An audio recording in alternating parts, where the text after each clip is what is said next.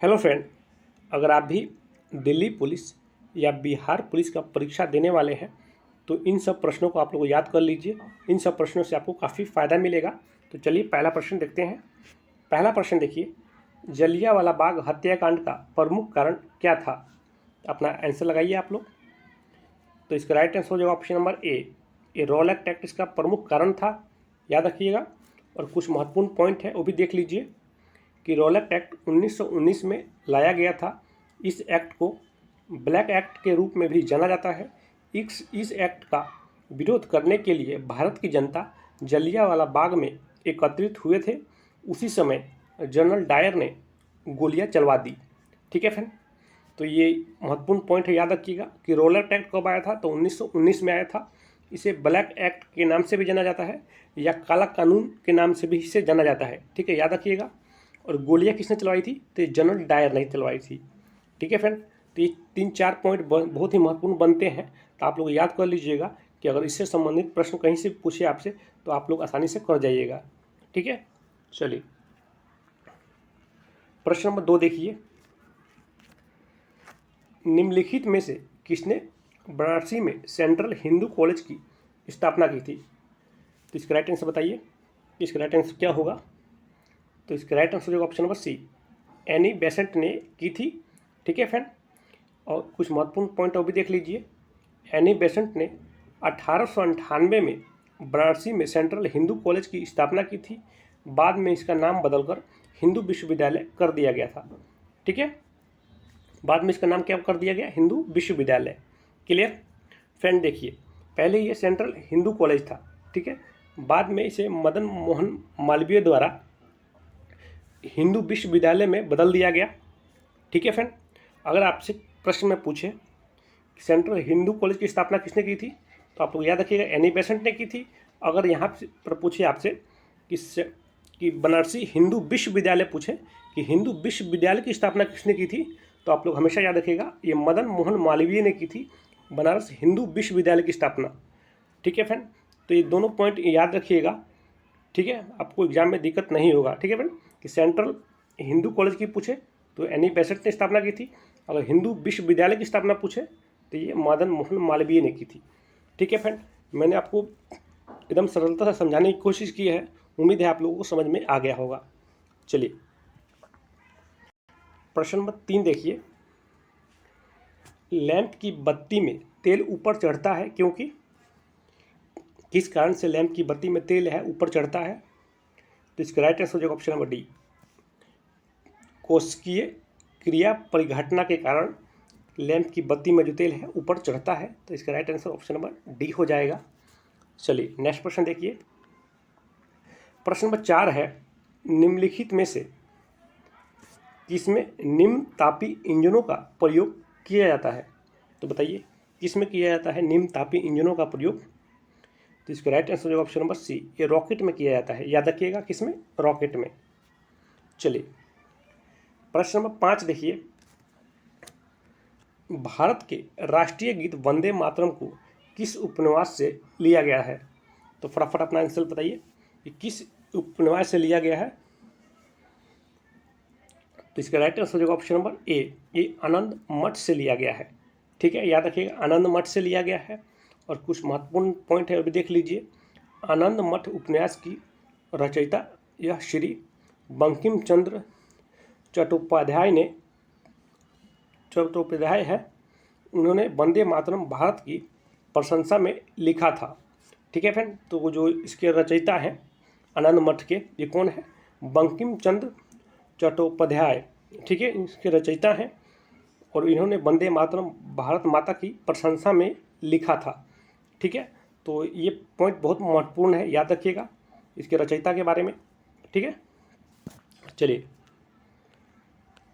प्रश्न नंबर 6 देखिए, भारत में कॉफ़ी का सबसे बड़ा उत्पादक राज्य निम्नलिखित में से कौन सा है? तो फटाफट अपना आंसर लगाइए फ्रेंड। जैसे चाय की पत्ती की बात करें तो भारत में सबसे बड़ा जो राज्य है, उत्पादक राज्य है, वो असम है। वैसे ही यहाँ पर कॉफ़ी में पूछ रहा है कि कॉफ़ी में सबसे बड़ा उत्पादक राज्य कौन सा है? तो इसका राइट आंसर हो जाएगा ऑप्शन नंबर ए, ये कर्नाटक है। ठीक है, याद रखिएगा। कर्नाटक कॉफ़ी में सबसे बड़ा उत्पादक राज्य है भारत के अंदर, और चाय की पत्ती में पूछे तो असम है। ठीक है, तो दोनों बहुत इंपॉर्टेंट पॉइंट है, याद रखिएगा। चलिए प्रश्न नंबर 7 देखिए, तानसेन सम्मान किस राज्य की सरकार द्वारा दिया जाता है? तो आप लोग बताइए, जो तानसेन सम्मान है तो किस राज्य की सरकार द्वारा दिया जाता है? तो इसका हो जाएगा ऑप्शन नंबर बी, ये मध्य प्रदेश सरकार के द्वारा ये दिया जाता है तानसेन सम्मान। ठीक है फ्रेंड, और ये संगीत के क्षेत्र में दिया जाता है, याद रखिएगा, संगीत के क्षेत्र में दिया जाता है। क्लियर?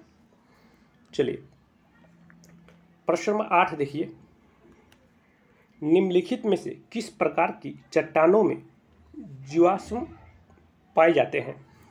तो बताइए किस प्रकार की चट्टानों में जीवाश्म पाए जाते हैं? तो इसका राइट आंसर हो जाएगा ऑप्शन नंबर बी, ये अवसादी चट्टानों में पाए जाते हैं। ठीक है, किसमें? अवसादी चट्टानों में पाए जाते हैं। तो right answer option number B हो जाएगा, याद रखिएगा। चलिए प्रश्न नंबर 9 देखिए, भारत का सबसे बड़ा मंदिर कौन सा है? तो बताइए आप लोग कि भारत के अंदर जो सबसे बड़ा मंदिर है वो कौन सा है? तो इसका राइट आंसर हो जाएगा ऑप्शन नंबर ए, याद रखिएगा, श्री रंगनाथन स्वामी मंदिर। श्री रंगनाथ स्वामी मंदिर है, भारत के अंदर सबसे बड़ा मंदिर है, याद रखिएगा। इंपॉर्टेंट प्रश्न है, ठीक है। और कुछ महत्वपूर्ण पॉइंट देख लीजिए, यह मंदिर तमिलनाडु के तिरुचिरापल्ली शहर में स्थित है। यह भगवान विष्णु का मंदिर है, ठीक है, ये भगवान विष्णु का मंदिर है। कहाँ पे है? तमिलनाडु में है। अगर जगह पूछे तो तिरुचिरापल्ली शहर में है, ठीक है। तो ये 3-4 पॉइंट है, इंपॉर्टेंट है, याद रखिएगा। क्लियर? चलिए फ्रेंड, वीडियो अच्छा लगा तो प्लीज़ लाइक कर दीजिएगा, और चैनल पर नए हैं तो चैनल को सब्सक्राइब कर दीजिएगा। चलिए प्रश्न नंबर 10 देखिए, मोमबत्ती का जलना कौन सी अभिक्रिया होती है? तो फटाफट अपना आंसर लगाइए कि जो मोमबत्ती का जलना है वो कौन सी अभिक्रिया है? तो इसका राइट आंसर होगा ऑप्शन नंबर बी, याद रखिएगा, ऊष्माक्षेपी अभिक्रिया है, ठीक है। ऊष्माक्षेपी अभिक्रिया है मोमबत्ती का जलना, ठीक है। चलिए प्रश्न नंबर 10 देखिए, 11 देखिए, जब चूने में पानी मिलाते हैं तो वह कौन सी गैस निकलती है? तो बताइए, चूने के अंदर जब पानी डाला जाता है तो उसमें से कौन सी गैस निकलती है? तो इसका राइट आंसर हो जाएगा ऑप्शन नंबर डी, ये कार्बन डाइऑक्साइड निकलती है, ठीक है। कार्बन डाइऑक्साइड जो गैस है वो निकलती है, याद रखिएगा।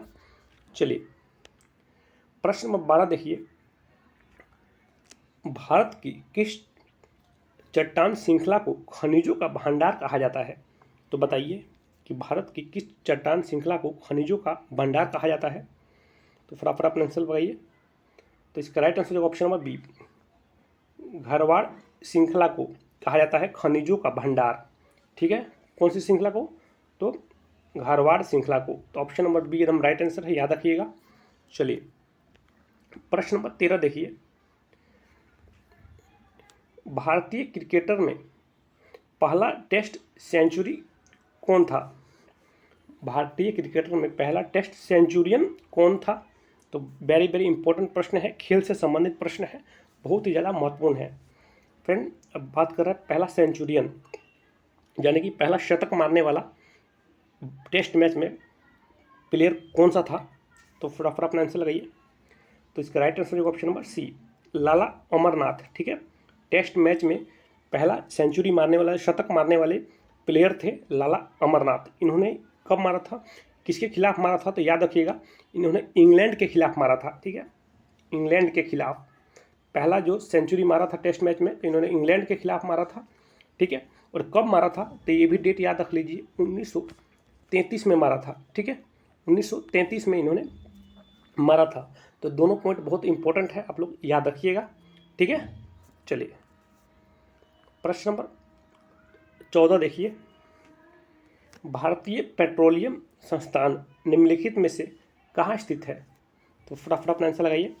भारतीय पेट्रोलियम संस्थान है, निम्नलिखित में से कहाँ स्थित है? तो इसका राइट आंसर होगा ऑप्शन नंबर सी, ये देहरादून में स्थित है, याद रखिए कहाँ स्थित है? तो देहरादून में। क्लियर? चलिए प्रश्न नंबर 15 देखिए, विश्व स्वास्थ्य संगठन WHO का मुख्यालय कहाँ स्थित है? तो फटाफट अपना आंसर लगाइए। जो WHO का मुख्यालय है वो कहाँ पे स्थित है? यानी WHO का मतलब है वर्ल्ड हेल्थ ऑर्गेनाइजेशन, हिंदी में विश्व स्वास्थ्य संगठन कहते हैं। तो इसका राइट आंसर होगा ऑप्शन नंबर बी, ये जनेवा में स्थित है। याद रखिएगा, जनेवा में। क्लियर? चलिए नेक्स्ट प्रश्न देखते हैं। प्रश्न नंबर 16 देखिए, आधुनिक ओलंपिक्स का पिता किसे कहा जाता है? तो फ्रेंड, इस प्रश्न का आंसर आपको कमेंट सेक्शन में जरूर बताइएगा कि इसका राइट आंसर क्या होगा। ठीक है फ्रेंड, अगर वीडियो अच्छा लगा हो तो प्लीज़ लाइक कर दीजिएगा, चैनल पर नए हैं तो चैनल को सब्सक्राइब कर दीजिएगा। ठीक है फ्रेंड, और इसका आंसर मालूम हो तो कमेंट सेक्शन में बताइएगा ज़रूर।